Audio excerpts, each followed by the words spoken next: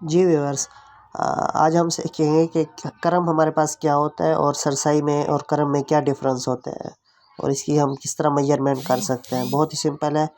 तो सबसे पहले हम देख लेते हैं क्रम, हमारे पास क्रम क्या होता है। तो क्रम हमारे पास क्या होता है, जो हमारे पास एक क्रम होता है वो हमारे पास हम समझ लेते हैं कि जो 2 कदम यानी 2 कदम जो होंगे वो हमारे पास क्या होगा, एक क्रम होगा। ठीक हो गया। उसके अलावा अगर हम 2 कदम की अगर हम मेजरमेंट करें, यानी अगर हम उसे जो हमारे पास स्केल होता है, फुट होता है, उसके थ्रू अगर हम उसकी मेजरमेंट करें तो वो एक जो 2 कदम होंगे हमारे पास, यानी 5.5 उसकी जो मेजरमेंट होगी वो 5.5 फुट होगी। यानी हम कह सकते हैं हमारे पास एक क्रम 2 कदम के बराबर है। यानी अगर हम 2 कदम की मेजरमेंट करें तो हमारे पास कितना बनेगा, 5.5 फुट बनेगा। ठीक होगा। ये क्रम ये चीज़ होती है। उसके बाद हमारे पास होती है सरसाई। तो हम सरसाई देख लेते हैं, सरसाई क्या होती है। सरसाई भी बिल्कुल सेम ही क्रम की तरह होती है।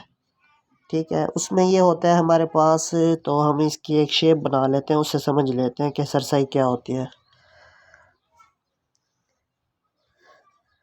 तो उसमें ये होता है कि हमारे पास जो इसकी एक साइड होती है वो एक क्रम, और उसकी अगर हम मेजरमेंट करें लंबाई चौड़ाई में एक एक क्रम होती है।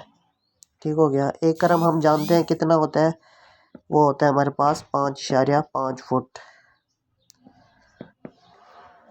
तो हम इस तरह इसकी लंबाई ज़रब चौड़ाई जब हम इसकी मेजरमेंट करेंगे तो हमारे पास हमें पता है एक क्रम है।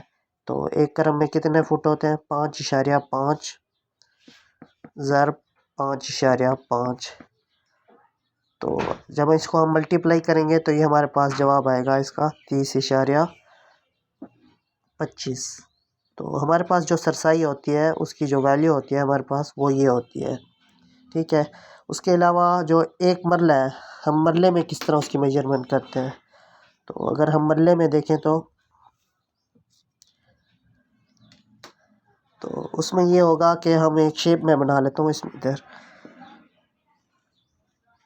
मरले में ये होगा हमारे पास 3 क्रम इसकी लंबाई होगी और 3 क्रम उसकी चौड़ाई होगी। ठीक हो गया। उसके अलावा जब हम इसकी अगर फुट के हिसाब से अगर मेजरमेंट करें तो वो एक साइड बनेगी 16.5 और 16.5, क्योंकि एक क्रम में 5.5 फुट होते हैं। तो हम इसे मल्टीप्लाई करेंगे तो वो हो जाएगा 16.5। तो 16.5 को जब हम मल्टीप्लाई करेंगे तो हमारे पास एक जो मरला है उसकी वैल्यू निकल आएगी 272.25। तो हम जानते हैं कि जो मरले की वैल्यू होती है वो कितनी होती है हमारे पास 272.25। तो इसी तरह यानी आप अगर सरसाई, क्योंकि हम जानते हैं कि एक मरले में सरसाई कितनी होती है, एक मरले में 9 सरसाई होती हैं, 9 सरसाई होती हैं। ठीक है। अगर हम 272.25 को 9 पे तकसीम करें तो हमारे पास जो वैल्यू आएगी वो वही सेम वैल्यू होगी जो हमने इधर लिखी थी, ये वाली 30.25।